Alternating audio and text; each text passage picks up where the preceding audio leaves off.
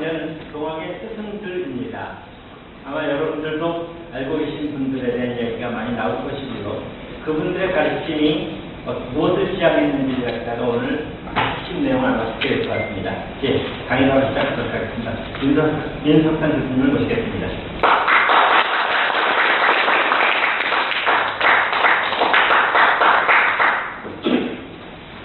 안녕하십니까. 벌써 6번째가 됐습니다. 네, 연말에도 많이 바쁘실 텐데, 그래도 이렇게 나오셔서 더욱더 반갑습니다.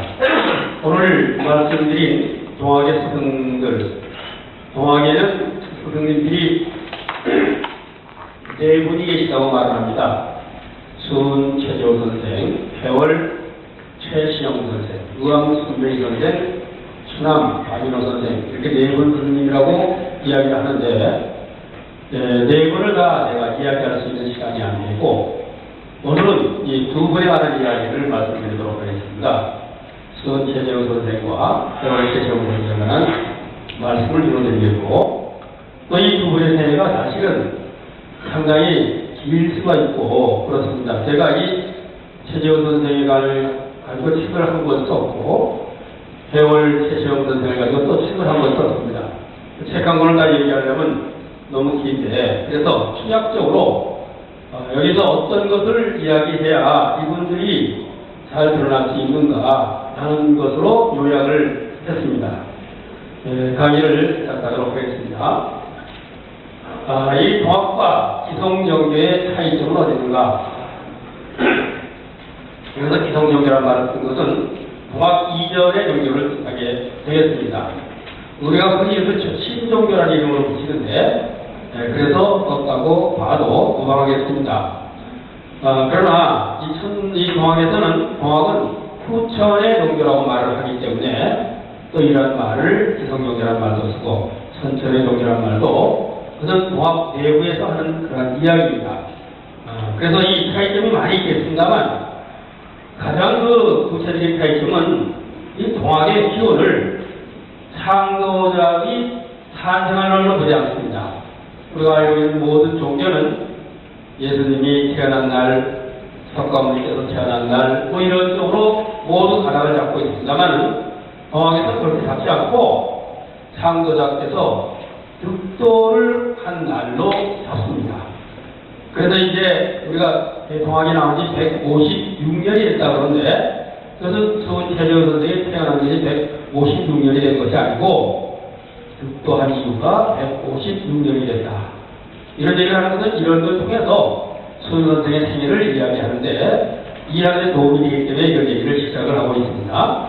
왜 그런가 하면은 바로 그 동학의 그 시작이 창조자의 출생이 잡고 득도를 함으로 시작이 되고, 바로 이것은 이 동학의 창조자를 신격화하지 않고 신격화하지 않습니다. 그래서 스승이라는 말을 쓴 거죠. 그래서 종교적 수행을 통해가지고 도를 얻어서 세상의 덩어리라는 가르침을 그렇게 내놓는 그때, 그래서 그 가르침을 내놓고 제자들에게 가르쳤다 해서 스승이라는 말을 쓰고 있는 겁니다. 그래서 바로 이것도 시작을 잡았습니다. 바로 이 동학 창조자인 수은 최재호 선생에 관한 이야기를 시작을 하도록 하겠습니다. 한번 이 사진은 보셨을 거로 생각되는데, 이것은 초상합니다. 이분은 사진이 없던 시절에 돌아가셨기 때문에, 이분의 일단 어디서 말씀드렸는지 모르겠습니다만, 어느 천동이 꿈에 현몽을 했다고 해요. 그래서 현몽한 것을 그 사람이 봐간데, 현몽한 것을 그래서 그림을 그렸습니다. 초상을 그렸어요. 그때 수은 선생의 수영 따님이 계셨는데, 따님이 보고는 아버지라고 하면서 울었답니다. 그런 이야기가 전하는 그러한 소상합니다. 이 수은 선생은 1823년에 경주 근양의 현공면 수은 경주시에서 계셨는데, 가정제라는 사명된 그 시골에서 태어났습니다. 아버지 근암국 체육이라고 되는데, 이분은 영남 일대에서 꽤 문명이 높은 분입니다. 지금 목소리가 큽니까? 괜찮죠? 괜찮죠? 예. 이건 그냥 하는 얘기가 아니고, 이분은 영남 학사의 세계의 직속 제자가 되는 사람이고, 그러한 객관적인 증거가 그분이 근황 6원화를 문집에 나옵니다. 문집을 제자들이 만들어주는 경우는 흔치는 않습니다. 큰 학자나 만들어주지 아무나 만들지는 않습니다. 목판으로 문집이 남아있고 돌아가신 이후에 그런가 하면 영남의 유명한 학자이고 시인 노계 박인노라는 분이 계십니다. 그렇죠? 노계 가사로서 우리가 중고등학교 때 배운 그 사람입니다. 그분의 문집을 영남의 학자들이 모여서 편찬을 하는데 편찬하는 사람이 5사람인데 그 중에 한 사람으로 근황로 최욱이라는 분이 거기에 되어 있습니다. 이런 걸 봐서 그분이 상당히 당대로서는 문명이 높은 그런 학자임을 쉽게 알 수가 있겠습니다. 그러나 이때 과거의 분이 3분을 보는데 공식적으로 전부 떨어집니다. 당시 때는 성저 때쯤으로 생각했는데 기록에 의하면은 과거를 보러 오는 사람이 대략 한 3만 명 정도 된답니다. 근데 지금같이는 수험표를 발급하고 교실을 배는 가서 받는 게 아니라 과장으로 몰려들게 되는데 힘없고 빼먹는 사람은 과장에 안 들어오지 못하고 밀려납니다. 그런가 하면 그 당시에 그 조선조 후기에 들어서서 실록에 나오는 과거를 보는데 헌님하는 방법이 한 10가지 정도가 실록에 실려 있습니다. 그러니까 얘가 지금이나 헌님하는 거죠. 감태는 도를 내가지고 이 지역감독까지 그 사람은 감독 안 합니다. 감시를 태만히 한다 이거죠. 차술 그래가지고 대신 봐주는 거. 그런 그 소설도 있어요. 그 당시 나온 소설이 그 소설에 보면 맨날 자기 떨어져요. 근데 과거 보는 요령은 기가 막히게 잘합니다. 이 사람이 대신 들어서 매일 다른 사람 과거를 줘가지고 그걸로 돈 벌어서 사는 사람도 생겨나게 돼요. 그 다음에 서로 시험지를 바꿔치는 거 뭐 이런 여러 가지 방법들이 그리고 또 한 사람을 잘하는 사람을 앞에 앉혀놓고 어깨 놓고 보면서 쓰는 거 그리고 이 잘하는 사람은 그냥 찢어버리고 나가는 거예요. 그럼 이 사람이 하고 이 사람이 합격이 되고 이런 식이니까 자기 경상도 좁혀져 있는 선비가 그 당시에 한 집안에서 이 과거를 보러 올라가는 것은요 그 온 집안이 구원을 줍니다. 그 집안에서 과거를 해가지고 벼슬을 하게 되면 그 집안 전체가 덕을 보게 돼요. 옛날에 보면은 농사를 짓는데 물이 굉장히 중요하죠. 그래서 윗마을에서 물을 막아버리면요 아랫마을 사람들이 농사를 못 지습니다. 근데 아랫마을 사람이 과거를 해가지고 벼슬하는 사람이 있고 세력이 있는 사람이 있고 윗마을에서 물을 막을 수가 없어요. 도저히.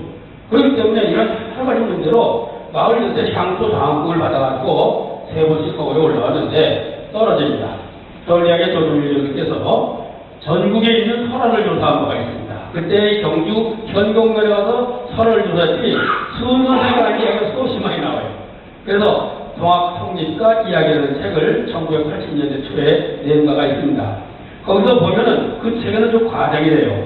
12번이나 떨어진다 그래요. 그러니까 최욱 선생은 낙방거사입니다. 말하자면 12번 떨어졌는데 마지막 떨어질 때 너무 낙담이 돼서 고양이가 피가 나 하고는 한강에 앉아가지고 나루토를 못하고 울고 있는데 옆에서 빨리 하자 할머니가 젊은이는 왜 이렇게 울고 있는가? 선비는 왜 이렇게 우는가?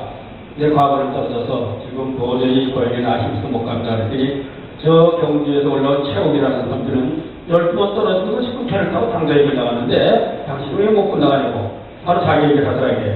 그래서 용기를 내서 끝나왔다. 어렸습니다.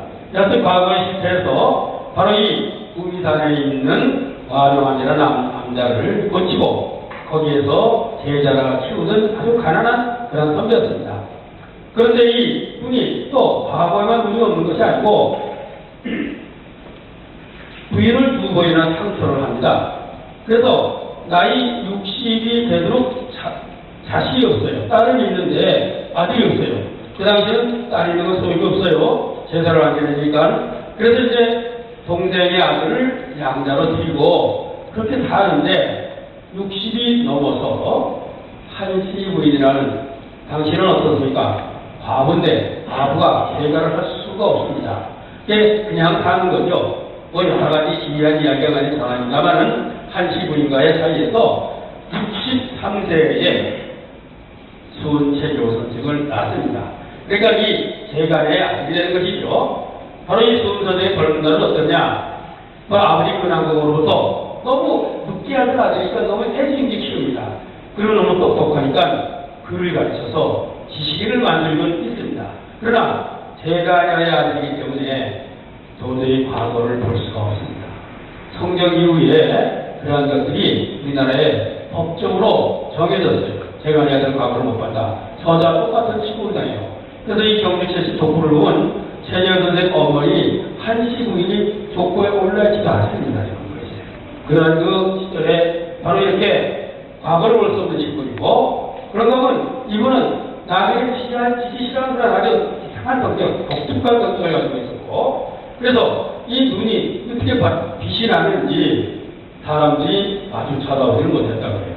그건 지금 이야기가 아니고, 이 경주에 우리나라 아까 그 제1의 천재라는 김범부라는 분이 계십니다. 김범부, 이분은 범부는 혼대군이, 이건 김정설이에요.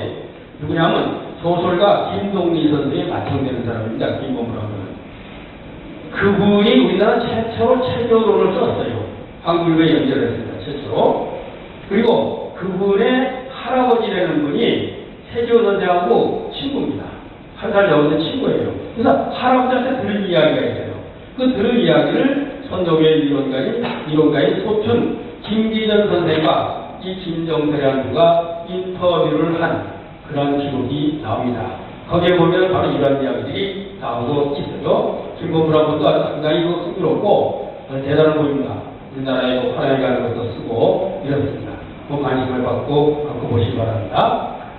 또 이분은 불기, 기라는 건 뭡니까? 이 손이나 소나 말을 이렇게 엉매는 걸 말하는 건데, 어디 엉매지 않고 굉장히 자유스러운 성격, 지기 싫어하고 자유스럽고, 바로 이래서 또 세상을 보고자는 높은 뜻을 가진 그러한 젊은이로서의 삶을 살아갔다. 그랬습니다. 그러나 이 사람은 그런 뜻을 털 수가 없어요. 과거를 볼 수가 없고. 그래서 날마다 경주 시내로 들어가서 말이나 사고, 활이나 쓰고 이러고 지냈다고 해요. 그때 김정설, 김범부 그분이 증언하는 바에는 당신의 할아버지 되는 분이 친구니까 자네는 언제까지 이렇게 남봉이나 남봉진 하고 돌아다니냐, 날 타고 활 쏘고 다니까 남봉지라고 했어요. 그랬더니 우리 아버지 돌아가시면 내가 안 하겠다, 그렇게 대답을 했다고 합니다. 그만큼이나 그렇게 젊은 시절을 풀 수 없는 그러한 것을 이제 살았다는 것이죠. 바로 이런 행동 때문에 기록에는 젊어서 무예를 익혔다 하는 말이 나옵니다. 그래서 근데 아버지가 돌아가시고 또 집이 또 불이 났어요. 그래서 이 가난한 삶을 어떻게 할 수가 없어서 장사의 길을 떠나면서 세상에 두루두루 돌아다니면서 좋은 가르침이 뭐가 있느냐 이런 것을 꼭 찾아보기 위해서 길을 떠나기 시작을 합니다.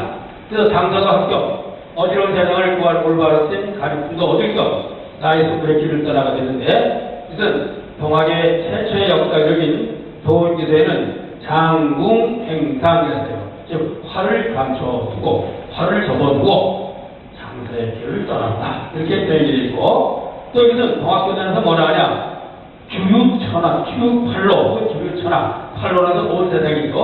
온 세상을 두루두루 돌아다니면서 10여 년의 떠돌이 생활을 하게 되었습니다. 바로 이러한 세상을 10년 떠돌아다녔지만은 아무것도 이루지 못하고 얻은 것도 없어요. 그러니 부인하고 아이들은 갈 길이 없으니까 이 부인은 울산이 고향입니다. 그래서 울산으로 가서 살고 있는데, 너의 부인이 살고 있는 울산 처가집으로 시작하게 됩니다. 이 처가가 있는 동네를 성동이라고 부르는 작은 마을인데, 이 성동에서 멀리 떨어지지 않은 곳에 유곡동 여시와이골이라는 곳이 있습니다. 제가 어저께 울산에 일이 있어 갔다가 거기에 잠깐 들려왔습니다. 바로 이 여시와이골에다가 초막을 하나 치고는 거기 앞에 가서 공부를 하고 세월을 보내게 되는 것이다. 그렇습니다. 바로 이러한 생활을 하는 중에 이상한 일을 만납니다. 어느 날 주위를 찾는 소리가 있어 나가봤더니 기이한 복장에 한 2인이 와서 사람을 찾고 있었습니다. 그래서 누구시냐 그랬더니 당신이 경주 최정원이냐, 그래서 그렇다 그랬더니 내가 금강산 유전자에서 대기를 작성하고 기도를 했는데 기도가 끝나고 탑상으로 일어나는데 탈 위에 이상한 책이 한 권 있더라. 그래서 그 책을 가지고 세상에 학식이 있다는 사람을 두루두루 찾아다니면서 물어보았지만 아무도 아는 사람이 없고 다만 경주 최모란 사람이 그거 잘할 것 같으니 가봐라. 그래서 왔다. 이러고 지금 내놓습니다. 그래서 수원 선생이 이렇게 그거 봤더니 이것이 유교의 불도 아니고 불교의 불도 아니라는 것을 알게 됩니다. 그래서 이 사람에게 나한테 며칠 만기를 주시오. 그렇게 되면 내가 이것을 알아보겠다. 며칠 지난 뒤에 다시 옵니다. 그래서 그 내용을 알았으니까 그랬더니 이 수원 선생 하는 얘기가 내가 이 책의 내용을 이미 알았습니다. 그랬더니 바로 이 이인이 그러면 이 책은 진실로 선생의 책이요 하면서 책을 탑사구에 놓고 대도를 내려가는데 두 발자국 내려가더니 마치 봄날에 빠지랭이 같이 사라지더라. 그래서 수원 선생이 저 사람이 사람이 아니라 이인이구나 하는 것을 느꼈다. 그런 기록이 동학의 기록에 나옵니다. 그것을 을묘년 1855년입니다. 을묘년에 이와 같은 일이 일어났기 때문에 이것을 을묘년의 천사를 받아서 을묘천사라는 말로서 표현을 하게 됩니다. 바로 이것이 을묘천사를 받았다고 하는 그러한 그 울산 시발권의 유언가 되겠습니다. 이것은 수원 선생이 일단은 소상을 복원한 겁니다. 그래서 울산시에서 이렇게 많은 척제를 해서 이러한 복원을 해놓은 겁니다. 바로 이러한 경험을 한 이후에 수원 선생은 양산 통도사 혹은 통도사에는 네오나 지금은 가봤더니 네오나에는 암자 그 천성산 안에 암자가 굉장히 많이 있습니다. 근데 이것은 암자 하지 않고 네원사라고 이름을 바꿨어요. 네원사라고 이름을 바꿨습니다. 과거에는 그것은 암자였습니다. 또 자연 동굴이 정멸구지한 동굴 이 동굴에 아주 그 안에 들어가서 수련에 임하게 되었습니다. 이런 천명이 위해서이죠. 그럼 우리가 말하는 이 울묘천사라는 건 어떤 사건인가? 한 것은 우리가 좀 보도록 하겠습니다. 수원 선생이 바로 울묘년 1855년에 이들로부터 천사를 받았다고 해서 이것은 붙여진 이름이고 수원 선생이 세상을 구하고자 하는 그런 슬픔고 세상을 떠돌면서 구도의 길을 가다가 처음 하게 되는 첫 번째 일종의 신비체험, 종교체험이라고 학자들은 보고 있습니다.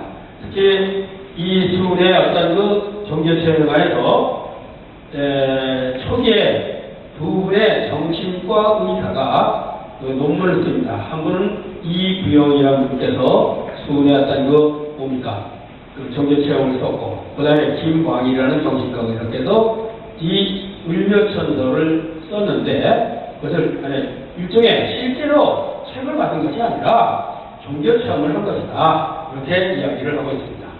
다시 말씀드려도 수훈 선생이 만났다는 이인은 곧 다른 사람이 아니라 자신의 안에 있는 자신의 원형으로서의 신이라고 이야기를 합니다. 바로 그런가 하면 유흥이 말하고 있는 개성화 과정을 통해서 자신의 안에 있는 자기, 곧 자기라는 신을 만난 그러한 종교 체험이라고 이야기를 하는 것이 종교학자나 심리학자들의 이야기입니다.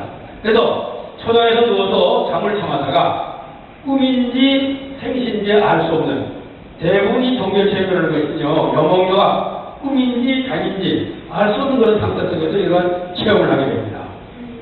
바로 근데 여기서도 그런 기록이 나타나고 있어요. 그래서 이러한 상태에서 체험을 하게 돼서 그러면서 전혀 새로운 깨달음을 얻는 순간이라고 이야기를 하고 있습니다.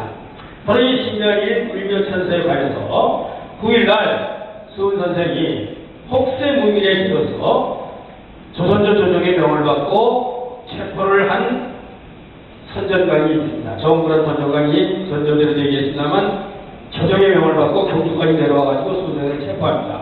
체포하기 전에 무슨 일을 하면 서울까지나 시장을 다니면서 탐문수사를 합니다. 이 탐문수사를 하는 과정을 이 장계로 이 표로서 올리게 되는데 이때 이런 이야기가 나옵니다. 5, 6년 전에 울산으로 이사를 간 다음 무명을 팔아서 살다가 근년에 일로 호련 다시 고향으로 돌아와서 사람들에게 말하기를 나는 하늘의 대사를 지내 시장을 들고 돌아오는데 공중으로부터 문득 책 한 권이 떨어지는 것을 얻어서 공부하였다. 그 천서를 그렇게 봤다고 얘기죠. 이때 이 책의 내용을 아는 사람이 아무도 없었는데 나만이 홀로 그 내용을 알게 되었다. 바로 이것은 좋은 도라고 하였다. 이런 말을 하고 다녔다는 그러한 것을 선전관이 어떻습니까? 이것을 체록을 해가지고 탐문을 해가지고 조정에다 올리는 글 속에, 즉 정부 기록에, 관전 기록에 이런 것이 나오고 있습니다. 그러니까 순수의 기적, 당신이 다니면서 하늘로부터 선서를 받았다 하고 다녔다는 하나의 근거가 여기에 적혀 있다고 볼 수가 있겠습니다. 바로 이 이인으로부터 봤던 책이, 그 책의 내용이 어떤 것인지 지금 전혀 잘 있지 않습니다. 다만 그 내용에 하늘에 기도를 하라, 즉 기천지서라, 이런 기록만 나오고 있습니다. 다시 말해서 기천, 하늘에 기도를 하라는 내용이 이 안에는 담겨져 있다라고 오늘날 전하고 있습니다. 그러면 을묘천서 이후에 어떻게 선서가 바뀌었느냐? 그전에는 어떻습니까? 10년 동안 세상을 떠돌면서 세상에 있는 그러한 도를 얻고 배우고 이러기 듣기 위해서 세상을 떠돌았는데, 이 순선생은 이 을묘천서 이후에 세상을 떠돌아다니면서 다른 가르침을 찾는 그러한 것을 그치고 하늘에 기도를 하는, 다시 말해서 종교적인 수행을 하기 시작합니다. 그래서 아까 말씀드린 어떤 내원함이라든가 정멸불 같은 데 들어가서 수련을 시작하게 됐다고 말씀을 드렸던 겁니다. 즉 그전에는 과거를 세상 떠돌아다니면서 이 따로 거기 찾아와서 어떤 가르침입니까 하고 들여다보고 같이 토론도 해보고, 또 누가 뭐가 있다. 전 여러분들 혹시 여기 그 마이산, 지난 마이산 다 가보셨죠? 마이가 두 개 이렇게 돼 있는 산을 가보셨을 겁니다. 근데 그 산에 또 하나의 이 뭡니까? 탑사라는 게 있죠? 탑사는 원래 절이 아니고 이화영인가 하는 분이 이 수훈선생하고 좀 비슷한 연대 사람입니다. 그분이 거기서 탑을 쌓은 거예요. 평생 탑을 쌓아서 수많은 탑을 쌓은 거예요. 그 기록이 여기 나옵니다. 그러니까 그 사람도 말하자면 그 당시가 너무 살기가 힘들고 정말 정상적인 사고를 가지고 이 현실에서 살지를 못하는 거죠. 그래서 그 산속에 들어가서 하루 종일 탑이나 싸우고 살면서 그 탑 쌓는 것 자체가 결국 뭡니까? 그 시대를 이겨내는 하나의 도를 닦는 기회일지도 모르겠습니다. 그렇듯이 그 당시 난세일수록 이인들이 많이 납니다. 난세일수록.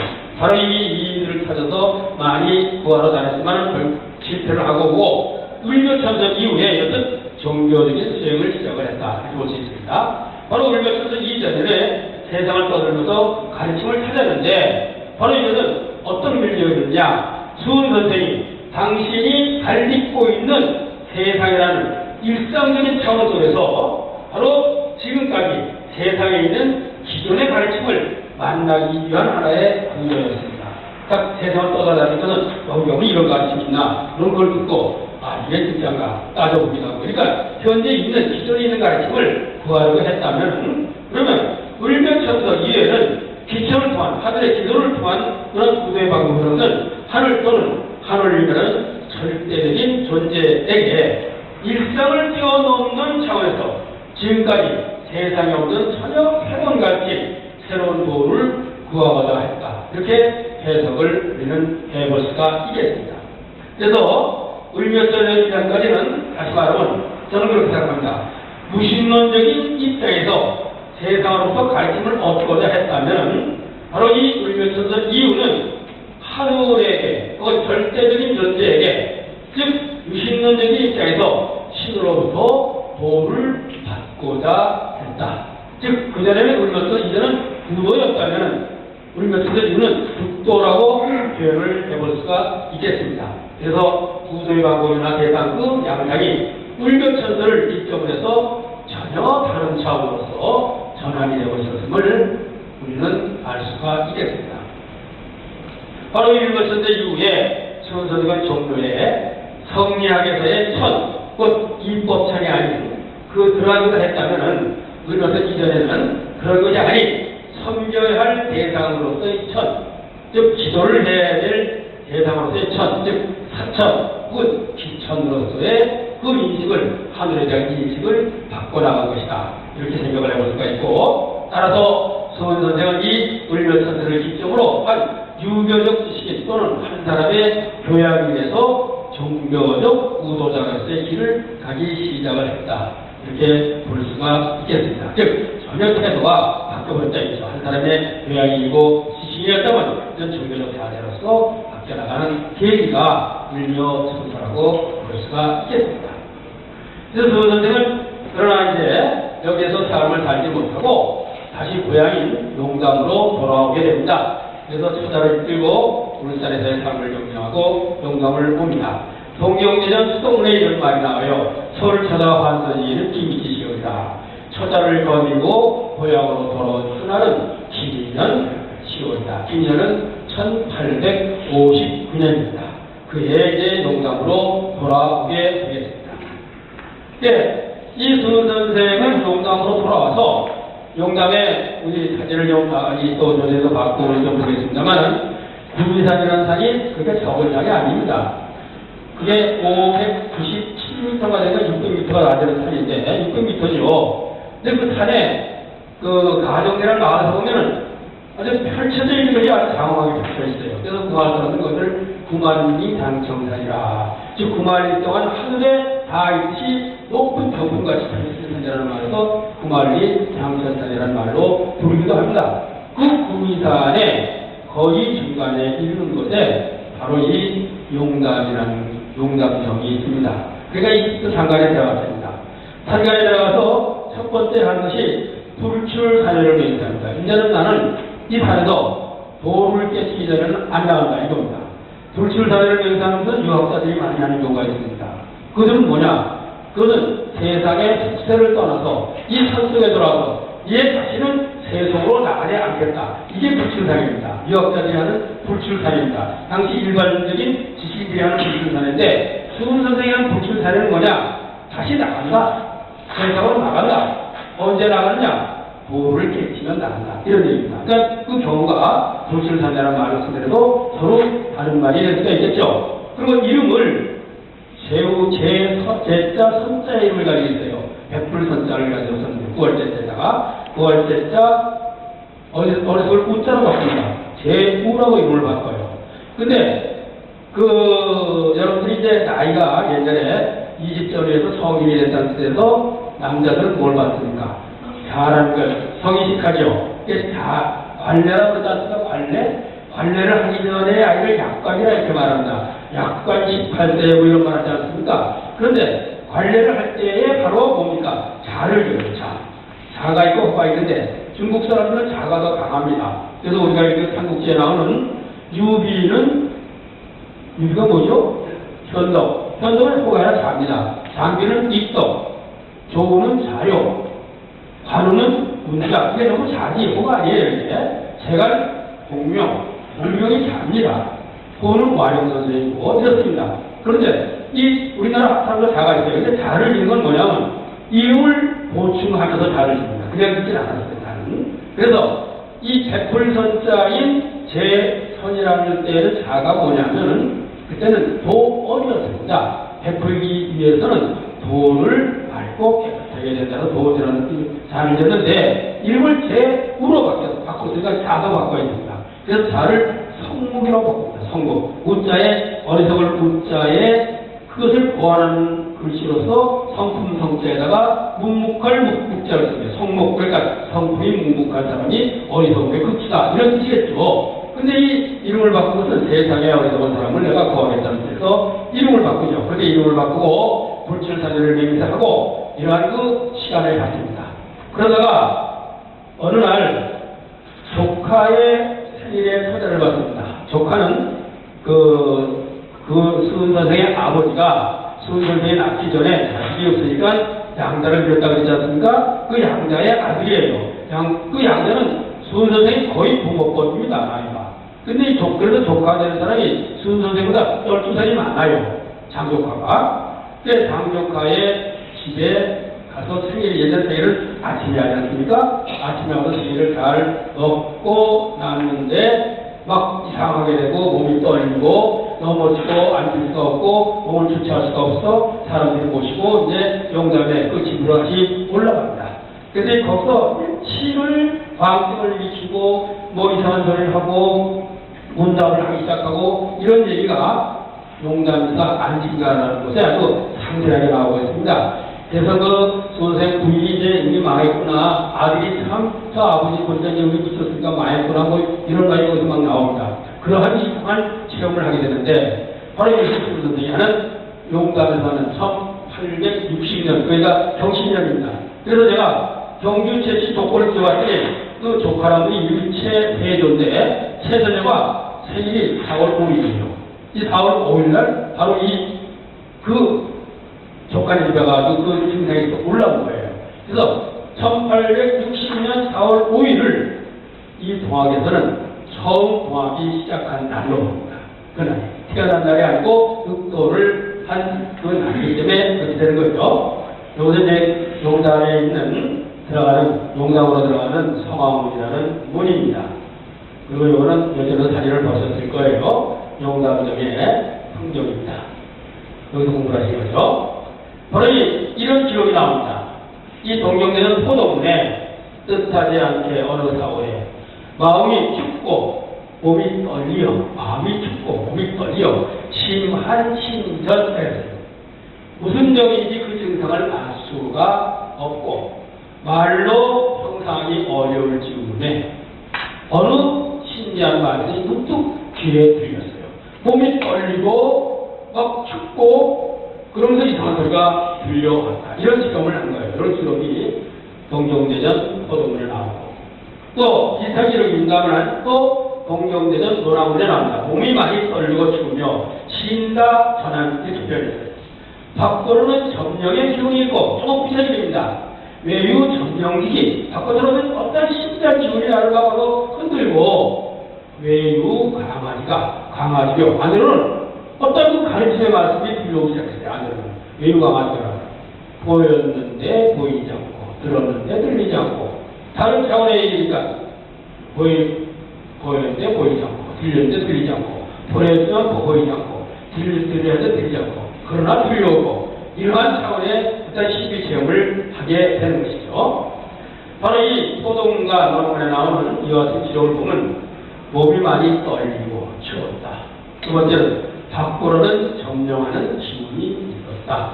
안으로는 강화의 가르침이 있었다. 그래서 말소리가 들렸다. 이걸 요약적으로 말해볼 수가 있어요. 그래서 바로 이 조은 선생님이 겪었던 정교 체험을 가해서 많은 학자들이 이러한 모습이 기술적인 것이고 우리나라의 무게 빙의 현상이다. 이렇게 봤습니다. 이것은 1960년대, 70년대까지 이런 얘기를 기록했어요. 바로 우리가 어떤 이런 종교 체험을 우리나라에서는 무당이 하는 종교 체험을 못 봤기 때문에 그런 얘기를 했던 거죠. 특히 수은 선생의 신비 체험 당시에 찬 기운이 돌고 그리고 몸이 심하게 떨었다. 심한 신전한다든가 또 신다 전환했다 하는 사실을 들어서 있던 강신무의 입신 체험과 매우 유사하다.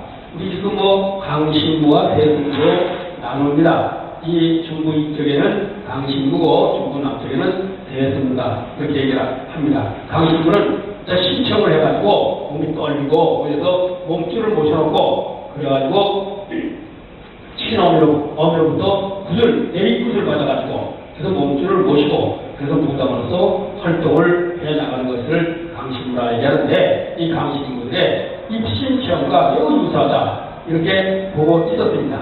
그러나 이러한 형식은 우리 무에서만 일어나는 일이 결코 아니고 이것은 몸이 떨리고 치유를 느끼는 것은 유신론적인 전통에서 아주 흔하게 발견되는 일입니다. 서양의 정리학자들이 이런 걸 체험하기 위해서 실제로 자신들이 이런 수행을 하면서 이것이 유신론적인 체험에서 이런 것이 있다는 것을 서양의 정리학자들이 밝혀놓고 있습니다. 그러므로 이러한 점만 가지고 수은 선생이 무당의 강신무와 같은 것이라고 보기는 실제로 어려운 것이다. 이렇게 말씀을 드렸습니다. 바로 유신론적인 전통에서는 어디에서도 발견할 수 있는 그러한 현상이라는 것이죠. 그런가 하면 이 무예종교체험이라는 건 뭐냐면 신이 될 때 자신의 인격을 잃어버리고 신과 하나가 돼요. 여러분들이 혹시 대배임굿이라는 걸 봤을 거예요. 그렇죠? 그럼 거기서 거기서 그 죽은 사람의 혼격을 주고 옵니다. 그래서 그 죽은 사람의 혼과 이 무당이 한 일심동체가 돼가지고 그 사람이 바로 죽은 사람의 소리를 막 하는 거예요. 막 욕하고 그럼 무슨 자기네 무슨 뭡니까? 억울하게 돌아가신 분을 위해서 신음곡을 구슬하게 될 때는 그 사람 머리 들어와서 그 사람 일을 다 해요. 어머니 돌아가시면 어머니같이 있는 얘야 너는 막 야단도 치고 남편한테는 아이고 오래간만에 울기도 하고 바로 이렇게 자기 가서 친구 하나가 되는 것이 일반적인데 그래서 누가 자신의 인격을 잃어버리고 신의 말을 전해주는 것이 일반적인 이 강신구의 모습이 되겠습니다. 그러나 수은 선생의 신일체험은 자신의 인격은 그대로 유지한 채 강자는 하늘이라는 존재와 대화를 나누더니 그 구조적으로 전혀 다른 구조를 지니고 있고 그런가 하면 무당같이 탈원 망화, 혼이 빠져나가고 자기를 잃어버리는 그런 탈원 망화에서 외부의 실력이 들어오는 체험이나 자기의 의식이 외교로 나가는 것 같은 그런 체험이 아니라 수은 선생의 종교체험은 본연적으로 마음에 모시고 있는 절대자인 하느님을 깨닫는 해가지고 이 하느님과 하늘의 경계를 유게 되고 겪게 되는 그와 같은 종교체험이라고 봅니다. 그래서 이 동학은 시천주라고 그랬죠. 하느님 모신다고 했잖아요.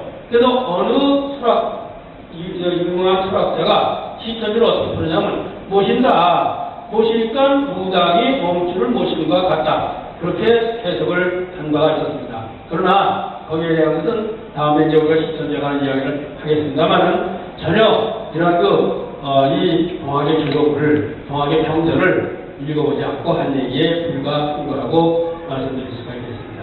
바로 용감사와 동경대전에 나타난 손선생의 종교체험의 상태를 종합해보면 이렇습니다. 첫째, 몸과 마음이 춥고 떨렸다. 둘째, 정신이 아득해졌다. 셋째, 하느님의 신과 대화를 했다. 넷째, 신과에 대해서 신이 하느님이 두려워하지 말고 두려워하지 마라. 물고물고하라. 즉 무리무리하라. 의심하지 마라. 이런 말을 합니다. 그러니까 이 상태는 굉장한 공포가 느낀 겁니다. 수 선생이 이 체험 당시에 굉장한 공포, 즉 이 공포라는 것은 그저 일상적 공포가 아니라 일상적 정서를 뛰어넘는 그런 아주 공포를 느끼기도 하고 의구심이 갖기도 하고 했잖아요. 그죠? 그래서 그런가 하면은 이 수은 선생이 이러한 체험을 하면서 기장하다 이내신명 기장하다 신명이 나가지고 기쁨을 노래하는 게 있어요. 그렇지 더없이 커다란 기쁨과 환희, 고향 등의 현상이 일어나게 되는데 바로 이러한 5가지 현상은 뭐냐? 수은 선생이 평소와는 다르게 육체적, 정신적 또는 정서적인 변화를 극심한 종교체험을 통해서 겪는 하나의 모습입니다. 종교학자들이 이야기하기를 이러한 그 종교체험의 상태 속에서는 바로 이와 같은 정신적, 육체적, 정서적 극심한 변화를 겪게 된다고 이야기를 하고 있는데 그와 똑같은 현상을 지금 여기서 나타내고 있는 거죠. 그래서 수은 선생이 이 무국대들을 받으면서 겪은 현상은 종교학자들이 제시한 이 종교학자들은 주로 서양의 종교학자들이 이런 종교체험에 관한 종교 경험에 관한 책들을 많이 썼는데 거기에 이 제시한 종교체험의 특징과 상당히 유사한 같은 그 같은 현상이기도 합니다. 즉 영웅녀가 꾸밀런가 자밀런가 하는 그런 상태 속에서의 종교체험을 한다고 그들은 기록하고 있습니다. 또 바로 이러한 종교체험의 가장 중요한 특징이 되어는 황홀교의 상태로 들어가는 거예요.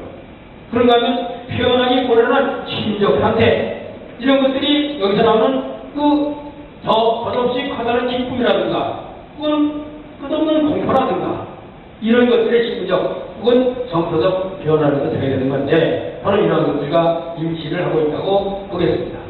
그런가 하면은 아까 말씀드린 기장하다 또는 이제 신경을 주고 하는 기쁨의 모습은 종교 체험에서 겪게 되는 덧없는 환희의 기쁨의 고향의 그와 같은 상태의 또 다른 표현이 되겠습니다. 용감사에 보게 된다면 용감사 8편 중에서 5편의 종교 체험에 관한 것들이 나옵니다. 종교 체험들이 나오는데 거기에 보면 여지없이 기장하다 이런 말이 나옵니다. 그런데 덧없는 기쁨 같은 것들이 나타나게 되고 즉 종교 체험을 하게 되므로 일어나는 심령의 변화의 구체적인 모습을 이렇게 표현하는 것이라고 볼 수가 있겠습니다. 바로 이 종교학자들의 연구보고에도 이렇습니다. 종교체험의 상태에서는 심리관이라든가 위화감, 호중감정, 싫어하는 것, 무지하게 싫어하고 혹은 무지하게 좋아하는 것 이게 이 일반적 정서를 뛰어넘는 것이라고요. 이러한 정서들을 수반하게 되는데, 이래서 정서적 변화를 일으키는 것은 궁극적으로 뭐냐 하면 인간의 모든 불완전한 의식이 아무리 완전한 사람이도 이 의식 자체가 완전하지 못합니다. 바로 이 불완전한 의식이 어떤 종교 체험을 통해서 궁극적 존재를 만남으로 인해서 궁극적 존재와 함께 도달하고자 하는 완전에 도달하고자 그 충동에서부터 생겨나는 그러한 과정의 모습이 여기 나타나는 신비감, 유화감, 호중감정 이런 것들이라고 그 종교학자들은 이야기들을 하고 있습니다. 또 주은 선생의 종교체험적으로 본다면 자신이 지닌 세상을 구하고자 하는 그러한 생각, 그러한 의식이 그러한 것이 완전한 것이 아니었죠. 자신이 이것을 얻지 못했지만 돈을 그런 재산을 구하기보다 하는 완전하지 못했던 그 의식이 보다 완전한 의식으로 되기 위해서 노력하게 되고 바로 이것은 다시 우리로는 종교적 행위를 통해서 구체적으로 수행을 하게 되면서 그러면서 나아가 이런 수행의 결과로 하늘님이라는 절대자 만나게 된다는 그런 절대자 만남으로써 도달하는 완전의 세계로 들어가는 상태를 이렇게 그러한 상태에서 나타나는 하나의 현상이라고 말씀을 드릴 수가 있겠습니다. 그래서 이 종교 체험을 통한 그런 종교 체험을 통해서 순서대로 어떻게 변하느냐.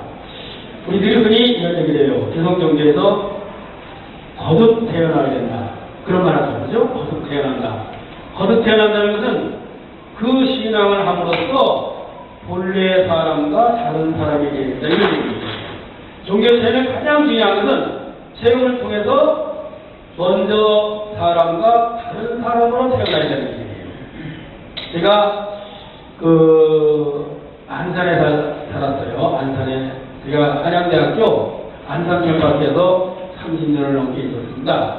그래서 10년을 서울에서 출퇴근 하다가 안산을 이사해서 10년 살았어요. 가니까 너무 좋아요. 학교가 19년간이니까. 그러니까 너무 좋습니다. 제가 집에 이사를 오다 보나게 됐는데 그 안산에 예술 아파트라는 게 있습니다. 그것은 예술가들이 그것을 공동으로 해서 분양해서 들어간 건데 시 쓰는 사람, 소설 쓰는 사람들도 많이 거기 들어가 있었어요. 저도 그래서 시를 쓰고 있어요. 거기에 아파트 작은 거 25평 하나 사가지고 들어가 있었습니다. 근데 거기에 꽤 유명한 소설가가 한 분 계셨는데 그분의 이제 부인이 이렇게 보면 좀 겁이 나요. 말을 걸기가 어렵습니다. 어떻게 싸나오지? 무슨 말 한번 잘못 걸었다가 면박상이 딱 졌습니다. 이분이. 근데 그분이 여차여차해서 소설가가 헤어져서 소설가로 서울로 가서 살고 이 부인은 아이 데리고 그냥 안산에 그냥 살아요. 제가 약속을 들어갔는데 거기 가삼이라는 산이 있는데 그 부인이 약속을 받고 있어요. 난 좀 겁이 났죠. 아는 사람이니까 일단 소리해야 되고 또 여자한테 무슨 소리 듣는 거 어떡합니까? 근데 나를 보면 웃는 게 그 예전하고 180도 바뀌었어요. 전혀 다른 사람이에요. 웃으면서 안구를 하고 이런데 깜짝 놀랐어요.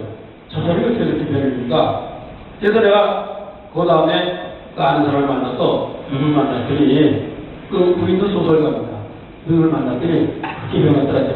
아우 그 아니라고 정말 변했다. 근데 그 사람이 명상을 해서 변했다는 게 명상. 정말 명상을 제대로 해가지고요. 명상의 깊은 경지에 들어가서 어떤 찔다름이 있으면 사람이 변한다고. 그게 종교체험도 같은 거예요, 사실은. 그런 겁니다. 그래서 내가 옳았구나. 바로 그게 종교체험이구나. 저렇게 변해야 되는 거지. 그렇게 변하지 않으면 그건 헛하는 거구나.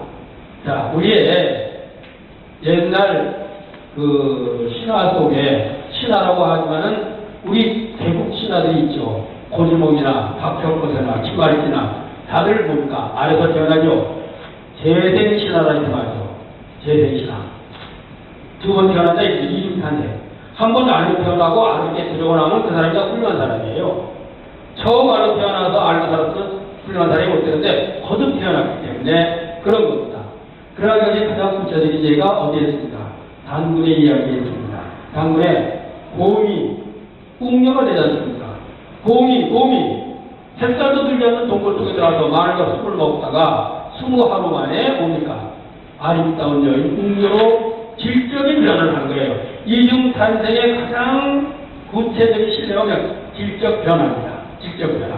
그 구조가 우리 고대소설에 어디서 나오냐? 신청전에 그대로 나옵니다. 가난한 신공사의 딸이 인당수에 빠졌습니다. 죽어야 되는데 죽지 않고 용궁에서 다시 살아났어요.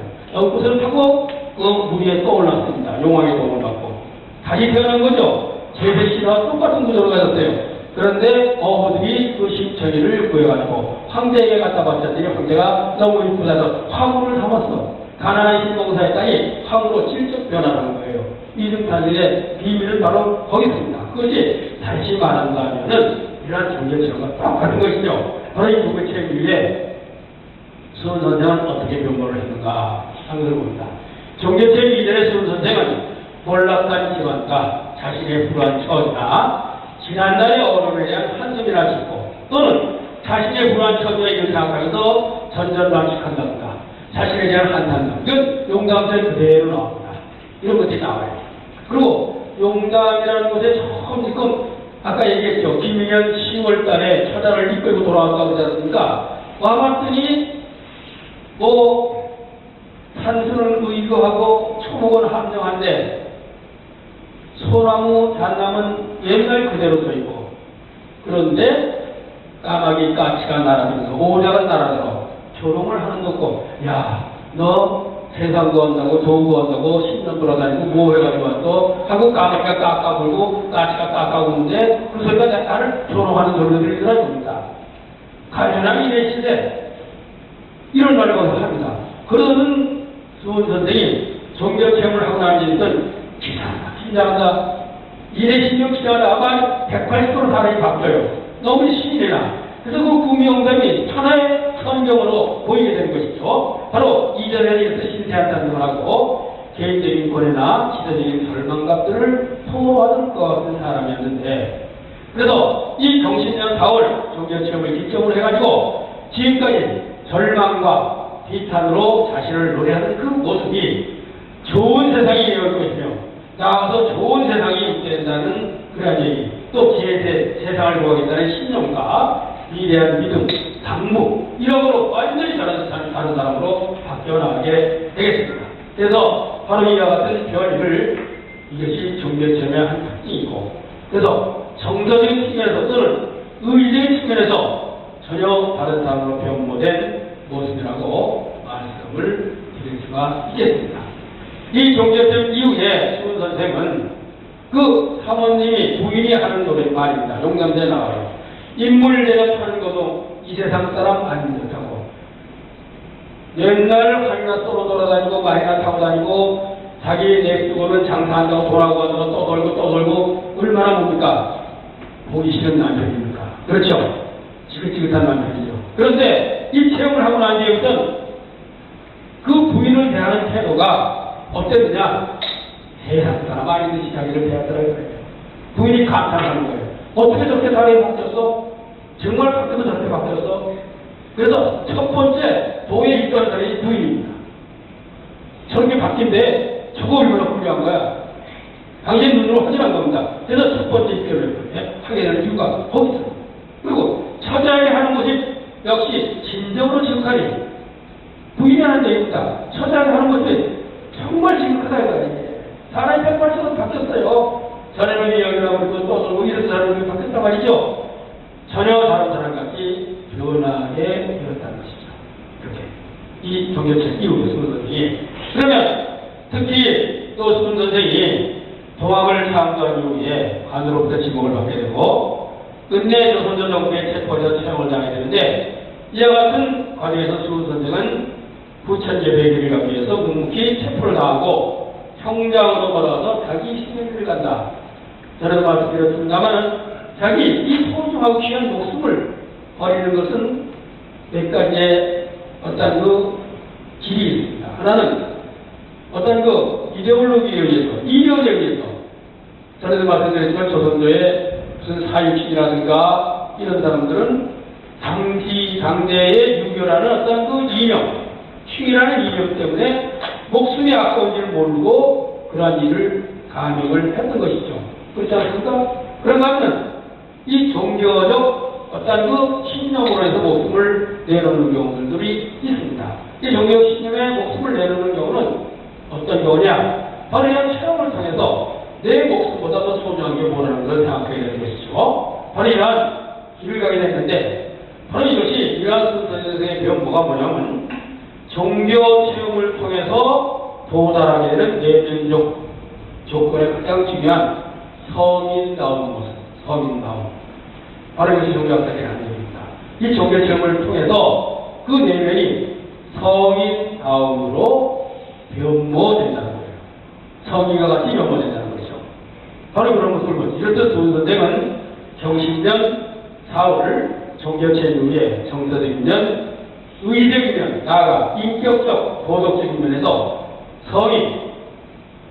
성인다움으로 변하게 되고, 그래서 한 종교적 인간의 모습으로 바뀌게 되었습니다. 전혀 다른 인간이 됐어요. 그러니까 이 정신년 4월 초사세를 기점으로 해서 그 이전에는 한 지식인, 교양인으로서의 한 순서생이었다면 그 이유는 뭡니까? 종교적 교도로서 성인다움으로 바뀐 그러한 것이다. 이렇게 말씀을 드릴 수가 있어요. 긍정적 성인다움이다. 즉, 순서생의 종교체의 의미는 그럼 어디에 있느냐? 바로 이 지극히 개인적인 것이며 동시에 보편적인 것이다. 종교체험이 자신이 겪게 되는 어떤 고뇌, 아픔, 이런 것들은 자신의 개인적인 아픔이라고 했습니다. 다시 말해서 조실부모함으로서 받게 되는 아픔이라든가, 가정적인 가난에서부터 오는 수업사원이라든가, 재간의 아들로서 겪게 되는 개인적인 고뇌, 이런 것이었는데, 그런가 하면 화재로 인한 가난의 실패라든가, 그런가 하면 이 환경적 요인과 함께 좌절된 청혼의 꿈, 과거를 보지 못한 데 세상에 대한 어떤 불평.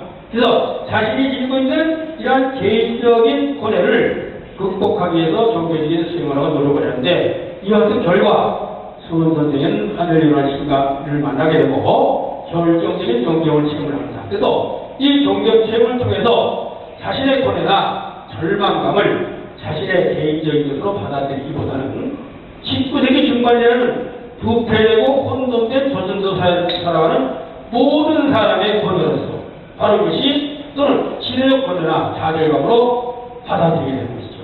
이것이 나만 또는 권위라고 생각을 하는데, 그런 깊은 경지에 들어가서 그런 새로운 체험을 하게 되고 근본적인 것을 받아다 보니까 이것은 나 하나의 고통이 아니라 당시의 모든 사람들의 권위라는 것이죠.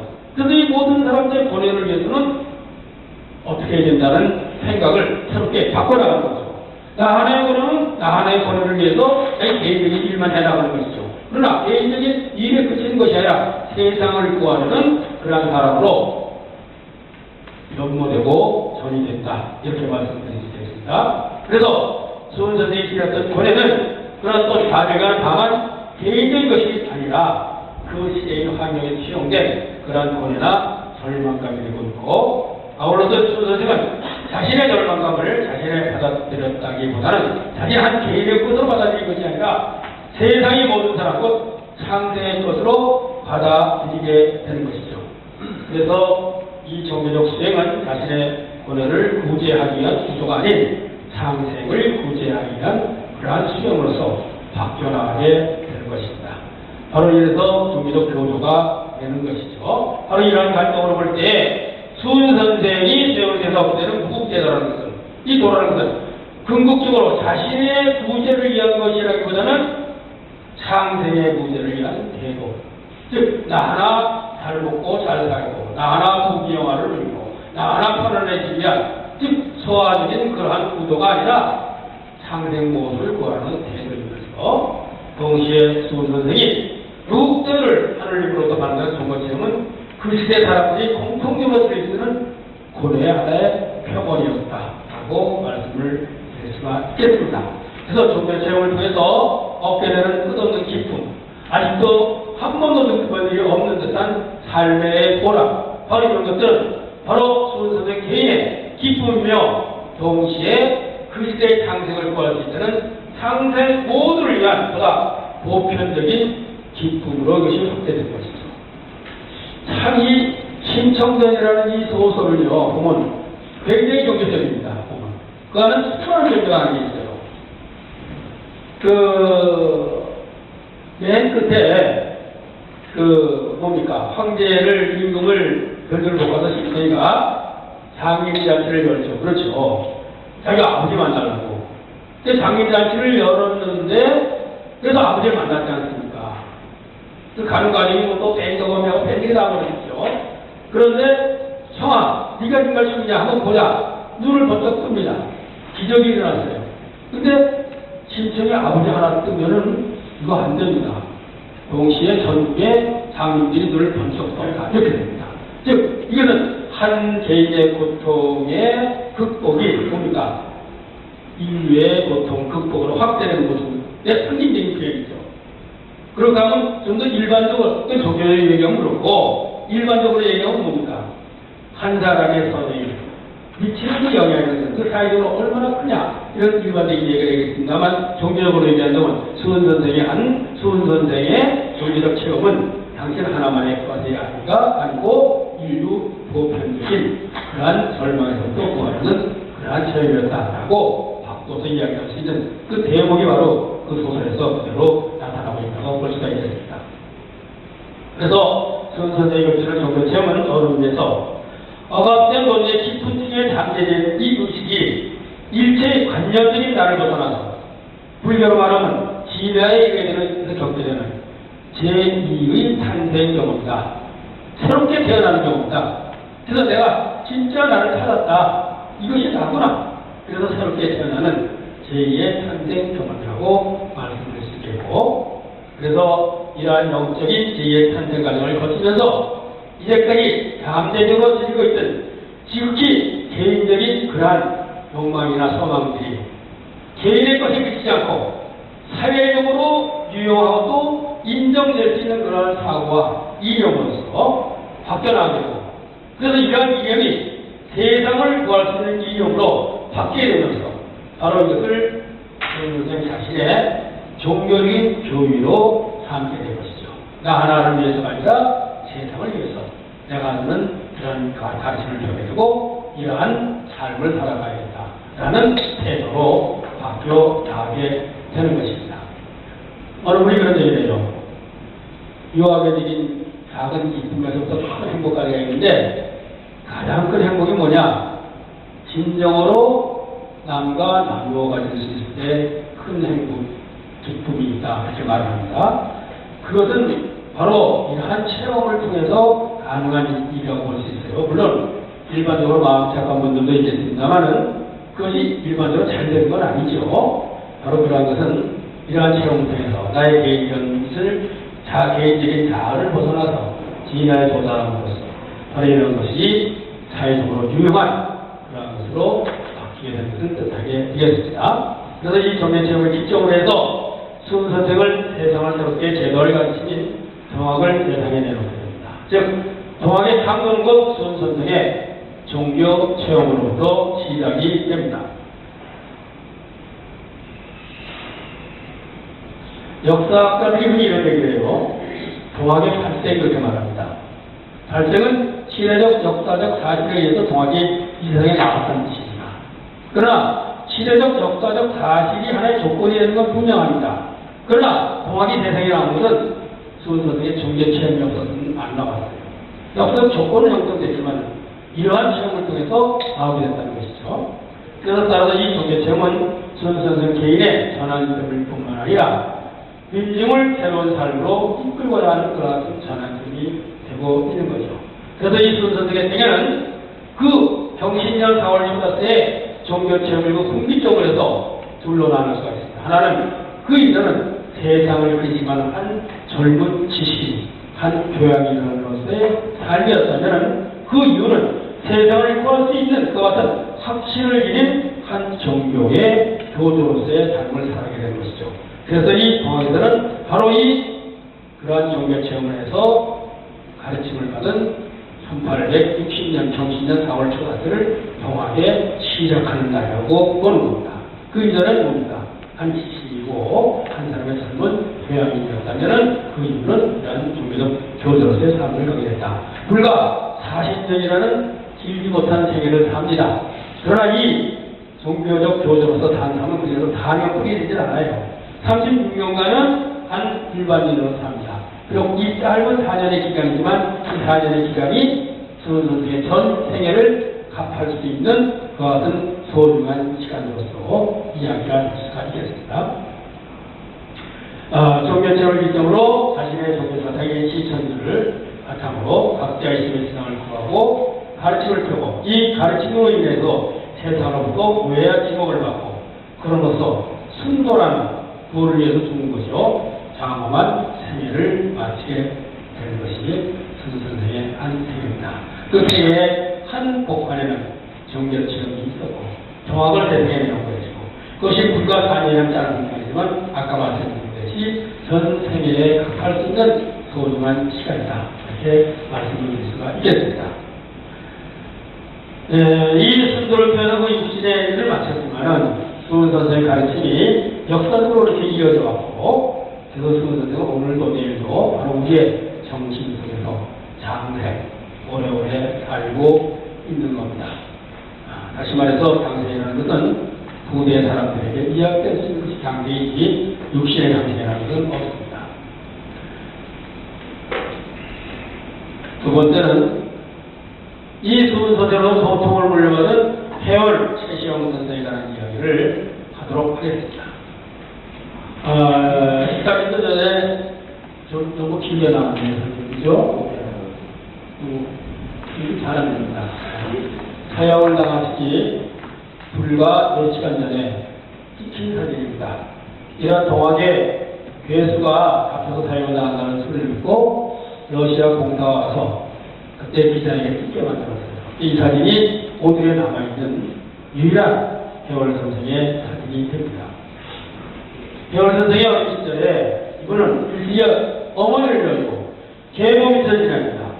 17살이 되는 아버지마저 돌아가시고 해월 선생은 어린 동생과 함께 아버지가 돌아가시니까 계몽 밑에 있을 수가 없어요. 그래서 어린 동생과 함께 집을 나와서 머슴살이 합니다.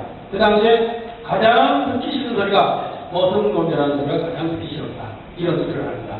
그런가 하면 제주도 종이 만드는 공장에서 심부름꾼으로 일을 하기도 합니다.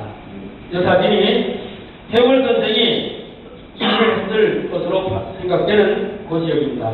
여기 나오는 집이 지금은 뭔가 창고로 쓰이는데 이 자리에 제주도가 있었습니다. 이거 사진입니다. 그런가 하면 이제 결혼을 하고 살 길이 막막해요. 그래서 화전민이나 살 수 있는 마을이 검곡이라는 산간 마을에 들어갑니다. 지금도 거기 들어가면 한참을 걸어가야 돼요. 지금 집이 없습니다. 옛날에는 거기는 화전민이 살았다고 해요. 즉 화전민으로서의 삶을 살게 된 것이고 다시 우리나라가 화전민이 1980년대인가 아니 80년대 아니죠 70년대 전부 없어졌습니다.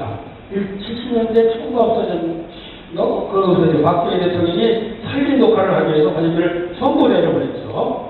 그래가지고 그때 무슨 뭐 이 화전민들한테 우리나라의 성씨 족보에도 없는 성씨들이 많이 나왔어요. 그 사람 하나만 성씨의 사람 하나예요. 이렇게 전혀 세상과는 별도로 어렵게 된 사람이죠. 바로 이렇듯 아무런 희망이 할 수 없는 최하층민의 삶을 살린 분이 해월 선생입니다. 그분이 살았던 그 집터로 가는 길을 포항 시청에서 이렇게 표지판을 좀 만들어놨어요. 찾아가봤더니 이런 집터의 형성입니다. 이러한 그 집터가 좀 남아있는 모양들이 다시 사람들이 따서 조금 집터의 보고를 하는 그런 현수의 모습입니다. 근데 이 경주에서 수은 선생이라는 분이 세상의 가치를 판다는 그 소문을 듣고 바로 용감으로 찾아와서 동학에 입도를 하게 됩니다. 수은 선생을 만나가지고 제자가 됩니다. 바로 이 수은 선생과 만나면 어떻게 되느냐? 수은 선생을 만나면 해월 선생에게 새로운 삶의 기쁨이었습니다. 아, 이게 사는 거구나. 그전엔 내게 희망이 없었어요. 근데 바로 이게 사는구나. 이런 생기였고 새로운 삶에 대한 희망을 얻기 때문에 그런 것이고 그래서 이 소외된 삶에서 벗어날 수 있다는 희망을 얻게 됐습니다. 바로 희망 때문에 동학에 입도를 하고 수은 선생의 제자가 됐던 거예요. 바로 이런 말이 해월 선생 법설 독공편에 나온 데 있습니다. 내가 젊었을 때 스스로 생각하기를 옛날 서면은 특별히 남다른 표현이 있으라 했더니 옛날 서면이 되는 것은 성인이나 현자가 되는 것은 특별한 표현이 있어야 됩니다. 그 사람이 양반이든가 시인이라든가 그런 사람이나 성현이 될 수 있었던 거죠. 해월 선생 같이 가난하고 배우지 못하고 돈도 없고 친분이 낮은 사람들은 도저히 성현이 될 수도 없는 거죠. 그러나 한번 대선생을 내었고, 대선생은 수선생이죠. 마음 공부를 한 뒤부터 비로소 별다른 사람이 아니고 성현이라는 게 별다른 사람이 아니다 이거예요. 다만 마음을 정하고 정하지 못한 데 있는 것을 알더라. 내가 하늘의 마음을 해서 이 하늘의 마음을 정하고 하늘의 마음으로 실천해 살아오면 내가 바로 성현이 되는 것이다. 이걸 알았다는 얘기예요. 그러면 이 가난하고 소외받은 이 한 사람이 수선생으로 가르침을 받아서 나도 성현의 삶을 살 수 있다는 뭘 갖습니까? 희망을 갖게 된 것이죠. 바로. 그래서 성황에 입도한 이후에 이 희망을 이룩하기 위해서 나도 이 세상에 당당한 한 사람의 성현으로 살아갈 수 있다는 희망과 함께 건국에서 용담까지 달 70리가 없습니다. 근데 70리라는 기록은 산으로 다니는 기록이 있는 거 아니에요. 제가 조금 젊었을 때 용담에서 건국까지 걸어가 봤어요. 그래서 걸었는데 안강이라는 데가 일단 해가 떨어져서 거기서 김치찌개 100번을 하나 사먹고 그래서 신광이라는 데를 하는데 신광이 이제 그 뒷산이 이제 대월선을 가는 건국입니다. 새벽 2시가 됐어요. 동네에 영화이 없어요. 신광에 그때 지금 목욕탕도 있고 그런데 그래서 파출소로 들어갔더니 불을 확 떨어주는 이런 데 좀 잘 때를 찾는다고 했더니 어디 음식점으로 데려가는데 음식 주방장 자는 자리에 같이 나가고 아우 그 냄새가 어떻게 나는지 거의 잠도 못 자고 거기서 이제 해장국 하나 사먹고 아침에 또 걸어서 난 12시에 건국에 올라갔다가 내려오는데 그때는 다리가 붙어가지고 이제 이러고 왔습니다. 보니까 구두 속이 다 터지고 뭐 그랬어요. 근데 이분은 갔다가 70일을 갔다가 이분은 산으로 다니는 게 있죠. 선생을 만나서 가르침을 받고는 다시 되돌아와서 그대로 수행합니다. 네, 그러던 중에 수행 선생님께서 관의 지목을 받고서는 전라도 남원이라는 곳으로 피신을 했다가 여러분 선생님은 은자가 되는데 피신을 잠시 합니다. 그랬다가 다시 돌아오게 되는데 그래서 남원에서 돌아오신 이후에 바로 이 오랜만에 푸른가리에다가 만나서 반가운 이야기를 합니다. 이 대화 속에서 수은 선생은 세월이 아주 수년을 동안 높은 경제의 것을 알게 됩니다. 이때 대화 내용은 바로 이렇습니다. 그간에 공부한 것을 말해봐라. 이렇게 수은 선생님이 말하니까 세월 선생이 반정제의 기억으로 20하루의 밤을 밝히셨습니다. 도저히는 있을 수 없는 얘기라는 얘기죠. 그때 기름이라는 것은 무슨 생선 기름이라든가 뭐 이런 걸로 섞여있죠. 지금까지 섞여 있었던 건 아니니까 그거로 이제 그 불을 밝혔는데 수마루를 밝혔다. 이런 기적이 있었고 천원을 들었다. 무슨 소리를 들었어요. 차가운 물에 급하게 앉는 것은 몸에 해로우니라. 이런 말을 들었습니다. 맨날 그 웅덩이를 파놓고 새벽에 거기 물에 들어가서 씻고 그 다음에 깨끗하게 해서 뭡니까? 기도를 했는데 물에 쑥 들어가는 순간 소리가 꽉 들어요. 왜? 이 따뜻한 몸으로서 차가운 물에 들어가는 것은 몸에 좋지 않다. 이런 소리를 들었어요. 그래서 그 얘기를 좀 하는 거예요. 그렇게 말씀을 드렸더니 수은 선생님이 뭐라고 하는 것은 조화의 큰 효용이다. 이렇게 대답을 했어요. 조화의 큰 효용이다. 이건 동학의 녹대에 나오는 말입니다. 그럼 수은 선생님이 말했다는 조화의 큰 효용이라는 건 과연 무슨 말인가? 조화라는 것은 수은 선생이 성경적 노란문에 뭐라고 하면 조화를 무의하라고 했죠. 조화라는 것은 무의하다. 이렇게 말했습니다. 그럼 무의하라는 것은 여전히 우리가 동학에 관한 이야기를 할 때 무의한 얘기를 했는데 무의하는 다른 것이 아니라 하늘님의 무궁한 힘을 무의하라 이렇게 말합니다. 그렇게 되니까 수은 선생이 조화의 큰 효용이라는 그 말을 다짐하면서 해월 선생이 하늘님의 큰 힘을 체험하고 얻었다. 이런 인증과 똑같은 말이 됩니다. 너는 이제 큰 체험을 했다. 하늘의 큰 힘으로 입었다. 큰 힘을 체험했다. 바로 이렇게 인정을 해주게 되는 것이죠. 그래서 바로 그 오래간만에 만난 불과 제사의 오간 대학을 통해서 그간의 해월 선생이 하늘님의 큰 힘을 체험하고 있음을 확인을 하게 되고 바로 수은 선생이 뭐라면 이제부터 너는 포독을 하라. 포독이란 말은 아주 쉽게 얘기해서 일반 종교에서 포교, 정교란 말하고 똑같은 말입니다. 근데 포독의 포는 펼토고 덕은 큰 덕자예요. 덕은 하느님의 덕입니다. 하느님의 덕을 세상에 펴라는 거죠. 근데 내가 하느님의 덕을 체득하지 못한 사람이 이 세상을 향해서 하느님의 덕을 펼 수가 없는 거예요. 순선생이 해월 선생에게 너 이제 또 포도를 하라는 것은 세상을 향해서 하느님의 덕을 펴는 얘기는 너도 하느님의 덕을 지금 체득을 했다라는 인정하는 거하고 똑같은 말이 됩니다. 저는 그래서 늘 오늘 동학이 오늘 천적인데 선생과 교수가 많이 어려워요. 한 얘기가 있습니다. 포독할 만한 자격을 가진 사람들이 과연 몇이나 되느냐? 그래서 안 되는 것이다. 마지막으로 하느님의 큰 체험을 한다는 우리 얼마나 있냐? 그런 사람이 많이 나오면 정말 포독을 하는 거죠. 사실은 그렇지 못해서 못하는 거죠. 바로 이 포독을 명하게 됩니다. 즉 세상을 위해서 하느님의 덕을 펼 자기를 지닌 사람으로서 해월 선생을 공인하게 되는 것이죠. 이건 다시 말해서 해월 선생이 하느님의 그 덕을 체득한 사람으로서의 공인을 한 것이 되겠습니다. 그래서 이후 해월 선생은 수은선생으로서 북도중주의 또는 북적주의 이런 걸 한 것은 당시 수은선생이 살던 데보다 서북쪽에 살았어요. 해월 선생이. 그러니까 나는 이쪽 남쪽을 지키니 너는 북쪽에 있는 네가 포독하는 사람들을 잘 지도하라. 이런 뜻에서 북적주의라는 명칭을 주게 된 것입니다. 그리고 도통을 전해줍니다. 그러면서 수은선생이 조선조 조정에 체포가 돼서 순도를 한 이후에 관의 수업을 통해서 그 당시에 해월이라는 사람을 잡아들여라. 관에서 계명이 떨어집니다. 그래서 정확의 2세기로서 정확을 펼치면서 정확을 지키면서 살아가게 됩니다. 이분이 숨어 다니는 이것은 태백산에 있는 적저암이라는 암자가 있는 산속입니다. 정암자라는 절이 있는데 그 정암자에 딸려있는 하나의 말사였다고 그렇게 얘기합니다. 이것은 이분이 숨어있던 영월, 직동, 이 직동 산골 끝마을입니다. 거기에 살던 그 사진부의 사진을 하나 가져왔습니다. 해월선이 관으로부터 집중수배를 제공받습니다. 첫 번째는 수은선생이 사명을 나간 이후에 동학의 풀을 뽑기해서 당시 동학의 지도자들을 전부 잡아들였는데 네 사람이 이미 거명된 게 근제 해월이 꽤 있어요. 두 번째는 1871년에 영해 작변에 나오는 이필제의 난과 서부만 그것으로 인해서 지명수배를 받게 되고 세 번째는 종합혁명의 수혈로서 직접적인 지명수배 이렇게 세 번을 받게 됩니다. 그러나 산간마을 전전하면서 다만 숨어지는 것이 아니라 30년의 긴 시간을 숨어다니면서 삼난 지역뿐만이 아니라 바로 전국적으로 동학의 교도들을 확산시키고 그래서 수십만 명의 커다란 그러한 교단으로 동학을 키워나갑니다.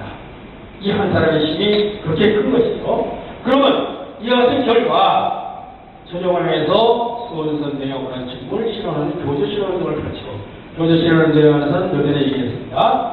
가보도 평등을 주도하는 큰 세력의 교단으로 성장을 하고 그래서 동학은 더 이상 산간에 숨어다니는 그러한 무리가 아니라 세상을 향해서 자신들의 생각을 당당히 펴고 주장하는 그런 무리로서의 발걸음을 하게 되었던 것이죠.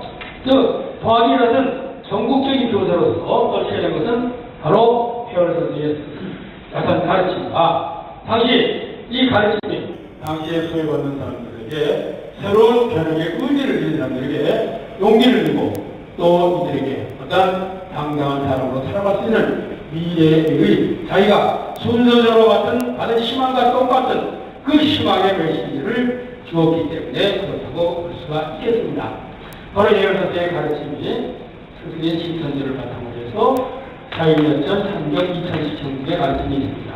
이것에 관해서 이제 다음 시간부터 하나하나 우리가 이야기를 해나가고자 합니다. 바로 이것은 새로운 차원의 세상으로 나가는 그 아주 통로가 되는 가르침이라고 시작적으로 말씀을 드릴 수가 있겠습니다. 그런가 하면 해월 선생의 행적을 알아보면 몇 가지로 요약될 수 있는데 첫째, 해월 선생의 행적을 대표적인 요소가 근면성과 일에 대한 생각이고 두 번째가 탁월한 조직력이고 세 번째가 남다른 지도력입니다. 이건 제가 파악해볼 때 이 세 가지가 이 가르침과 함께 어울려서 그 큰 요소를 지속한다고 볼 수 있어요. 그래서 첫 번째 근면성과 일에 관한 말씀을 드리도록 하겠습니다. 상관을 도망다니면서 일을 한 수도 놓지 않아요. 잠이 심한 새끼를 꼬고 앉아있고 집시를 담다거나 이렇습니다. 먹는 것은 나무를 심어요. 밭을 가지고 씨를 풀고 나무를. 그러면 제자들이 그래요. 이제부터 도망가야 되는데 잡수도 풀 왜 심습니까? 그랬더니 이 천지가 이 심는 게 천재이시다. 쌍나는 게 천재이시다. 열매 맺는 게 천재이시다. 내가 아니라도 이 천재의 위치에서 누구라도 먹을 것이 아니냐. 그러면서 일을 계속했다. 이렇게 근면적인 근면한 모습을 보였습니다. 그런가 하면 일반적인 일의 통념이라는 건 뭐냐? 일이라는 천한 사람이 하는 것이라고 일반적으로 생각을 합니다. 지금도 그렇죠. 그런가 하면 특히 봉건사회 속에서 이런 관념은 더욱더 강했어요. 그래서 사는공상으로 나누어지는 신분사회에서 선비가 일하면 큰일 나는 걸로 생각합니다. 굶어 죽어도 뭘 안 한다고. 그래서 장사를 하려고 그러는데 너무 간해서 장사를 나가는데 4배 사이소를 못해가지고 어느 배장수가 4배 사이소 지나갔더니 뒤에 따라서 내 것도 뒤에 따라서 내 것도 뭐 그랬다는 무슨 이야기가 다르지 않습니까? 이렇게 이런 천한 사람이라는 걸로 생각을 했습니다.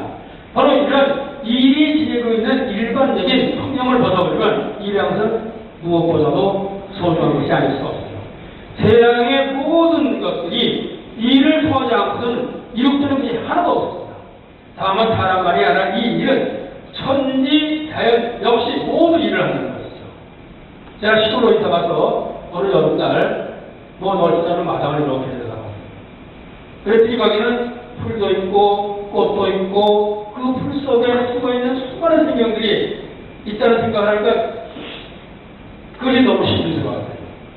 그런가 하면 그것들이 가만히 있는 게 아니죠. 살아가기 위해서 그들이 일을 하고 있는 거죠. 풀도 일을 하고 나무도 일을 하고 거기에 숨어있는 많은 벌레들도 일을 하고 그렇다는 거죠.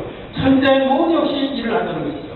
그래서 우주 전체가 함께 어우러서 한시도 쉬지 않고 하는 것이 바로 그것이 일이라는 거죠. 그것이 일이다. 단순한 노동이 아니라는 거죠. 그래서 만이가 한 가지로 일을 하려면 우리는 한시도 살아갈 수가 없고 이 천지자연과 인간이 함께 협력하여 일을 함으로써 우주는 유지되고 우리 역시 살아갈 수 있는 것이죠. 일은 그만큼 우리에게 소중한 것이라는 것이죠.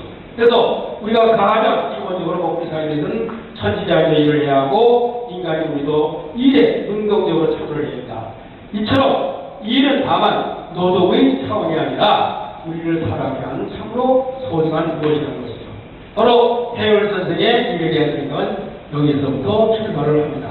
다음에 우리가 다음 시간에 얘기할 사사천 물물천에서도 이 일과 함께 이야기가 이제 이어지게 되겠습니다. 그래서 해열 선생의 일은 천지자연의 성스러운 일이며 인간의 일이고 일은 나아가서 하느님의 일을 우리 현실에서 실천하는 성스러운 일이다. 그래서 스스로를 일하는 하느님, 해열 선생을 일하는 하느님이라고 이렇게 말했어요.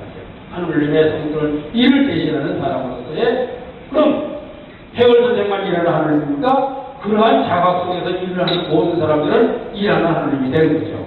해월 선생 하나만 그런 것이 아니고 그 작업을 하는 모든 사람들, 그 사람들이 일하는 하느님이 되는 것이죠. 성스러운 하느님의 일에 능동적으로 참여하는 것이라고 보고 있습니다. 그래서 해월 선생이 관에 쫓기는 일공한 뒤에도 한시도 쉬지 않고 새끼를 군다거나 농사를 지어서 제자들이 시기를 거두면 해월 선생이 이렇게 얘기합니다. 언제 하느님이 쉬는 것을 봤느냐? 하면서 이렇게 했어요. 이 우주가 어떻게 쉬는 걸 봤느냐? 우주는 끊임없이 일하고 있다. 이 우주의 하느님은 일한다. 내가 거기에 맞춰서 일을 하는 것이 내가 살아가는 일이다. 이런 얘기죠. 바로 해월 선생의 일과 근면성을 우리한테서 찾을 수가 있습니다. 그러한 것에 제자들이 감독을 같이 한 것이죠. 지금까지의 모든 지도자들은 위에서 명령이 하나 있고 호령이 하는 지도자였지만 해월 선생의 지도자는 인간적인 지도자로서의 모습이 일과 근면성에서 나타날 수가 있었습니다. 그런가 하면 탁월한 조직력이라는 말을 했는데 어떤 일을 일으킬 때 이 조직이라는 게 매우 필요합니다. 해월 선생은 이 조직력에서 매우 뛰어난 사람이라서 여러 방향에서 점검이 되는데 그 예로서 6인제 6가지의 인물을 둔 예라는 것을 해월 선생이 만들어냅니다. 접이나 후보나 6인제나 이런 걸 만들어서 전부 그걸 갖고 조직을 관리하게 되는데 이 6인제가 이렇습니다. 6인제란 대도서, 대도서는 해월 선생을 60원하는 오늘로 말하면 질 육등되는 것이고 또 도서에서 자문하고 하면서 그 논의의 폭을 넓히고 공정하게 하기 위해서 오라고 말하고 집을 말합니다. 즉 오늘은 바로 인사를 잘해야 되는 거예요. 지도자는 자기가 인사하는 것보다 사람을 얼마큼 잘 쓰느냐가 중요합니다. 그래서 조직을 얼마큼 잘 관리하고 효과적으로 끌어가는 게 정말 중요한 지도자의 역할이라 하는데 바로 이런 일을 기가 막히게 했어요. 그래서 지금의 지금을 논의했습니다. 교와 집과 정 이런 걸 나누는데 교는 뭐라냐? 교화를 시켜주는 거예요. 사람들을 순화시키고 신앙적으로 이끌고 이런 일을 하고 집은 뭐냐? 업무와 규율 책임을 지입니다. 거기서 어떤 일을 하게 하고 어떤 일을 할 때 규율을 잡고 그런가 하면은 정은 뭐냐? 직원과 권위를 책임집니다. 제가 서산의 유명한 저희 뭐죠?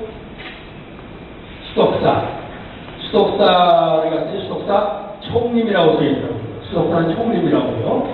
총림은 보니까 강원, 유론, 선언은 선언의 특징이 있고 유론의 특징이 있고 강원은 강원의 특징이 있어요. 강원은 그것을 한 문제로 가르치는 거면 유론은 율법을 얘기하는 것이고 선언은 어떤 그 선을 하는 것인데 그 세 가지를 전부 아우르는 것을 총림이라 그런다고 해요. 그렇듯이 배울 선생님도 교와 집과 정의 임무가 서로 다릅니다. 그런가 하면 이 집의 구성을 어떻게 했냐? 교를 교정과 교수로 나누었습니다. 근데 이것이 정부의 관점을 띄면서도 그렇게 상하의 관계를 갖지는 않습니다. 집을 도집과 직장으로 나누고 정을 대정과 중정으로 나눕니다. 그래서 6임입니다. 6가지가 되는 거죠. 그래가지고 6임의 산재 인품이 이렇습니다. 교정은 아차고 덕망 있는 사람을 삼는다. 그런 사람이야 교화를 할 수 있죠. 교수는 성실수하여 가히 도를 전수할 수 있는 사람을 삼는다. 바로 이런 사람이야만이 교화를 할 수 있는 것이죠. 그러니까 도집은 이품이 있고 기정을 가지고 선하게 한계를 가리치는 사람을 삼는다. 규율과 업무를 주는 사람이니까 이런 성품의 사람이 되는 거죠. 그런가 하면은 집과 뭐냐? 시위를 가지고 가히 기정을 세우지 않는 사람을 삼는다. 이 사람이 규율을 잡고 업무를 하는 거죠. 대정은 뭐냐?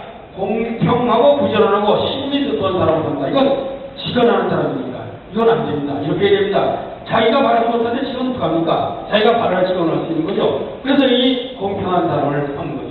중요한 뭐냐? 능히 바른 말을 하는 강직한 사람을 삼는다. 이렇게 임무를 나눠줬어요.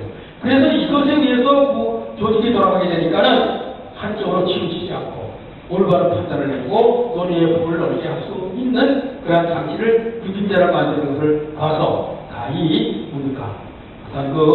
이 합의적으로 이 합의팀에 도달을 했고 바로 이것을 코와 점의 지침을 내서 진행하는 것이 이러한 바로 유임제의 장점이 되었다. 이렇게 하나의 예를 들어봐서 바로 이 조직력에서도 매우 뛰어난 공부도 그렇게 많이 하지 않으시면서 이런 생각을 해서 운영을 해나갔습니다. 남자는 되도록이다. 배울 선생이 30년간 도망을 나갔어요. 안 잡혔습니다. 어느 분이 저한테 한번 왔어요. 그분은 의병을 연구하시는 분인데 동학에 관심이 없었습니다. 이 교장 선생님 맞았던 분입니다. 배울 선생에 대해서 많이 알고 있어요. 저한테 질문을 합니다. 36년간 성화장에 있으면서 어떻게 체포가 안 됐습니까? 제가 그랬어요. 그분이 덕망이 높아서 밀고자가 없었다. 그래서 그 사람이 바로 그거라고 저는 생각합니다. 의병들이 잡히는 100% 밀고자랍니다. 가까운 사람의 대신이었어요. 전봉진도 도의 대신이었습니다. 그래서 잡히게 되는 거예요. 근데 이분은 누구도 밀고는 안 했어요. 마지막 잡힌 것은 그날 쓸 제사에 쓸 물품을 배당한 사람을 관군들이 잡았어요. 그래가지고 그 사람을 족치니까 할 수 없이 내가 어느 집에다가 제사용품을 갖다 줬습니다. 그래서 잡힌 거죠. 그래서 밀고하지 않았어요. 30년 아무도 밀고를 하지 않았습니다. 바로 이 신뢰를 바탕으로 하는 지도를 하는 게 남다른 지도였고 배울 선생의 신뢰를 바탕으로 조직을 이뤘었고 서로가 서로에게 조력자가 됐습니다. 그런가 하면 배울 선생은 제자나 스승의 유족 나와서 이들의 친서까지 세심한 대로 합니다. 자기 제자가 잡혀가면 그동안에 특별 기도를 드립니다. 그리고 자기는 차가운 방에서 잡니다. 제자가 차가운 감옥에 있으니까 나도 똑같이 차가운 방에서 나올 때까지. 그리고 구하기는 최선의 노력을 합니다. 그렇듯이 신뢰를 딴 거죠. 또 배울 선생은 자신의 제자에게 불리만은 동학 선생이 아닙니다. 제자들과의 관계는 새로운 세상을 이룩하는 파트너로서의 모습이었어요. 불리만은 사람이 아니었어요.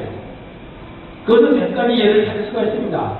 배울 선생이 용시용활이라는 법도를 펴니다. 용시용활이라는 것은 도라는 것은 시대에 짝해 나아가서 활용이 되어야만이 올바른 도지, 시대에 짝해서 활용되지 않으면 그 도는 죽은 도나 같다. 이런 얘기였습니다.